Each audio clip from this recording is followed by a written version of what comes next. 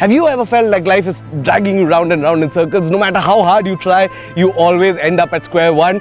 Well, we are in Big Rock Dirt Park in Bangalore for the inaugural edition of Royal Enfield Slide School. My name is Dipayan Dutta, and we are about to find out that going round and round in circles on a motorcycle can be fun too. And to do that, they've started with this. This is a bone stock BS6 Royal Enfield Himalayan, and nothing really has changed. And what they've done is sent it to the boffins at Big Rock Dirt Park to formulate that. Now this is Royal Enfield's Flat Track Racer, codenamed the FT411. Now straight up, it looks nothing like a Royal Enfield Himalayan, but really under the skin, a lot has changed. So let me take you on a quick run through on what all is new with this FT411. So starting at the front, the first thing you're going to notice, the beak's gone, there's no mudguard. These are a different set of tires that our instructor calls off-road slicks. You're also going to notice there's no disc brake on the front wheel. Correspondingly, you don't get a disc brake lever, no master cylinder, no caliper. Moving on, you get this SNS exhaust system with heat shielding on the side that runs all the way into the back and on the top. So that has been rerouted slightly. Then you have this rear section mounted on the rear subframe, which is mostly fiber. You get a little bit of sponge for your bum. The main change that's going to correspond to performance is this, the bigger rear sprocket, which is now up to teeth. Now while it will compromise top speed, it will give you that punch that you need to set the bike sideways in the middle of the corner. Now the idea is that over the course of the day, we're going to learn how to tame the FT411. For that, we need to head for briefing.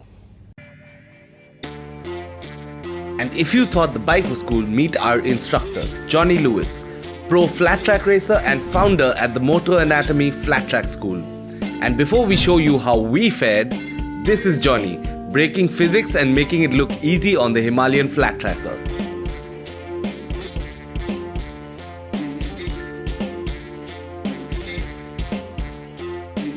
After setting the bar way out of the reach of mere mortals, Johnny then gave us a few instructions on picking lines and using the rear brake to get a fistful of traction when you need it.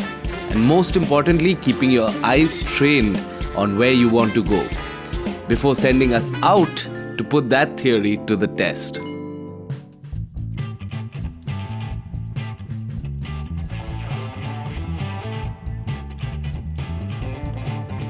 Of course, all that theory is easier said than done.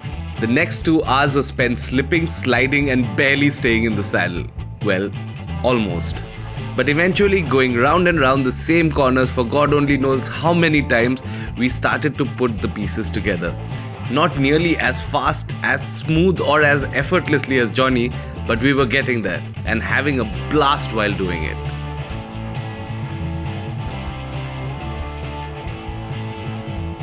It's been a crazy day at Big Rock Dirt Park getting to know the FT411.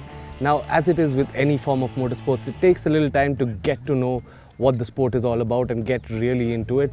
But our day of flat tracking has taught us a lot about riding a motorcycle, not just about on a flat track, but in general.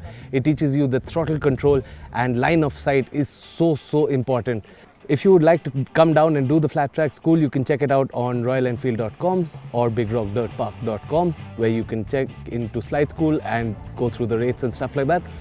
But I would definitely recommend it if you're starting to learn a dirt bike and starting to get on the dirt. It teaches you that even if the tail is stepping out a little bit, it's okay and you can get back on the throttle and get out as long as your line of sight is correct. That's it from us. Don't forget to hit that like button. Don't forget to subscribe to the AutoToday channel to never miss a beat on anything auto.